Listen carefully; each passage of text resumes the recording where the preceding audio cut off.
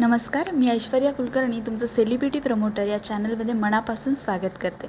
आज आपण आलो आहोत सुख कळले या मालिकेच्या सेटवरती आणि आपल्यासोबत आहे आपली सर्वांची लाडकी अभिनेत्री स्पृहा जोशी. हाय स्पृहा, कशी आहेस? हॅलो, मी मस्त. कशी आहेस तू? मस्त. आमच्या चॅनल म्हणजे तुमचं खूप खूप स्वागत. थँक्यू.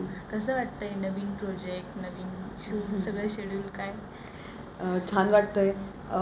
मालिकेचं शूट करणं हे तसं जरासं दमवणारं असतं, कारण रोज एकतर मुळात शूट करायलाच लागतं आणि जवळपास 10 तास शूटिंगचे चालू असतं काम.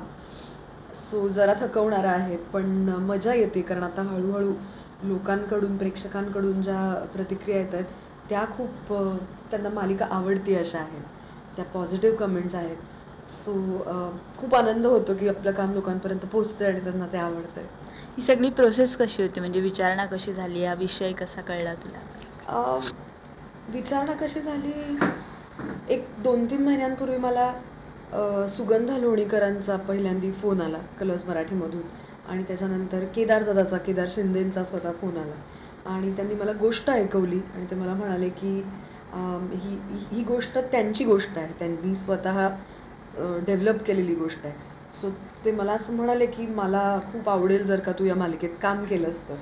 आणि केदारदादाची आणि माझी गेल्या अनेक वर्षांपासूनचं असोसिएशन आहे, त्यामुळे त्याने विचारलं म्हणल्यानंतर मला काही त्याला फार नाही बनवलं नाही. आणि माझी खात्री होती की तो जर का मला एखाद्या कामासाठी, एखाद्या व्यक्तिरेखेसाठी विचारतोय तर तो काहीतरी चांगलंच माझ्याकडे सोपवेल.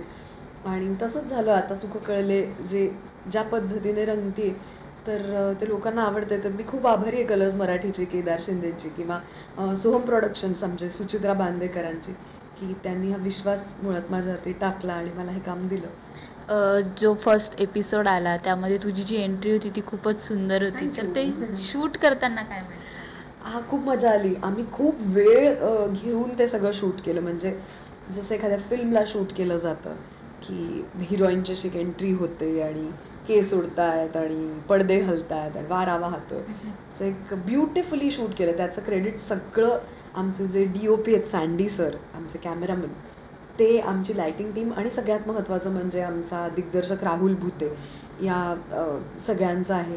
कारण त्यांनी ते व्हिज्युअलाइज केलं तशा पद्धतीने आणि लोकांना बघायला आवडेल अशा पद्धतीने ती एंट्री शूट केली, तू म्हणालीस तसं, आणि करायला खूप मजा आली. आम्ही जवळपास 2 दिवस अख्खे ती फक्त एंट्रीचा तो सिक्वेन्स सगळा शूट केला.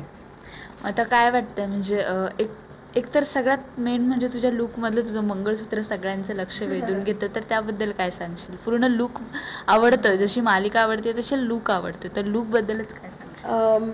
कुठल्याही व्यक्तिरेखेचा लुक सेट करताना सुद्धा अनेक लोक त्याच्या मागे खूप मेहनत घेत असतात आणि तो कशामुळे ती तशी आहे व्यक्तिरेखा, का ती तसे कपडे घालतीये, का ती तशी ज्वेलरी घालतीये, ह्याच्या मागे खूप विचार गेलेला असतो चॅनलच्या क्रिएटिव्ह टीमचा.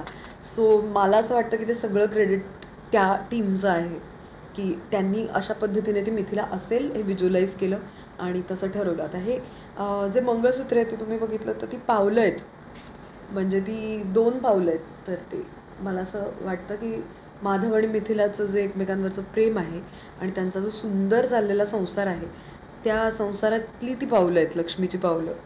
तर मला फार गंमत वाटते खरं विचार करताना की मला तरी हे सुचलं नसतं की मिथिला, मी समजा विचार करत असते हे कॅरेक्टर कसं दिसतं, तर हे काय माझ्या डोक्यात आलं नसतं की आपण एक मंगळसूत्र असं तिच्यासाठी ठेवूया की सगळं बोलून टाकतं ते तिच्या कॅरेक्टरबद्दल. तिचं तिच्या नवऱ्याबद्दलचं प्रेम, तिच्या संसाराबद्दलचं प्रेम, सगळंच त्याच्यातनं बाहेर येऊन जातं. की एक मिथिला म्हटली की तिचं स्पेसिफिक तिची व्यक्तिमत्वाची सगळी जी गुंतागुंत आहे ती एका झटक्यात तुमच्यासमोर उभी राहते आणि लगेच प्रेक्षक त्या व्यक्तिरेखेत गुंतत जातात. तर हे फार कमालीची गोष्ट वाटते मला. तू प्रेक्षकांना काय सांगशील की आता नवीन ट्विस्ट येतोय मालिकेमध्ये, एक गृहिणी म्हणून तो आतापर्यंत दिसत होती पण आता एका वेगळ्या याच्यामध्ये दिसणार आहे, तर त्याबद्दल काय सांगशील? आपण आसपास आपल्या असं अनेकदा बघतो की सरळ साध्या बायका ज्या आपल्या संसारात रमलेल्या आहेत, जेव्हा वेळ येते ना कुटुंबावरती एखादी अवघड, त्या सगळ्यात खमकेपणाने बायका उभ्या राहतात. घरातली बाई ही सगळ्यात आधी पदर खोचते आणि कामाला लागते, किंवा ती धडाडी तिच्यामध्ये असते. ती गृहिणी असू दे, ती बाहेर जाऊन काम करणारी कोणीही असू दे, तिचं आपल्या घरातल्यांवरती भयंकर प्रेम असतं आणि त्यांना कुठलंही संकट त्यांच्या आसपास जरी येते असं तिला वाटलं तरी ती सगळ्या गोष्टी बाजूला सारून आधी त्याच्याशी, त्या संकटाशी 2 हात करायला तयार असते. आणि तसंच ह्या मिथिलाचंही आहे. ती वकील आहे, ती वकिली शिकली आहे, तिची लॉची डिग्री आहे, हे आत्तापर्यंत गोष्टीतून प्रेक्षकांना कळलंच आहे. पण त्या वकिलीची प्रॅक्टिस करताना किंवा ते ज्ञान वापरताना आता पहिल्यांदा ती मालिकेमधून लोकांना दिसेल. आणि फार सुंदर पद्धतीने ते सीन्स आता लिहून आलेत. मी आत्ता स्क्रिप्ट वाचत होते, तर माझ्यासाठीही नवीन आहे, कारण मी पहिल्यांदाच ते सगळं आता वाचतेय आणि ते आत्मसात करायचा प्रयत्न करते. पण ते बघायला प्रेक्षकांना मजा येईल निश्चितपणे. थँक्यू स्पृहा, आणि Thank पुढील you. वाटचालीसाठी खूप खूप शुभेच्छा. धन्यवाद. थँक्यू. Thank you so much.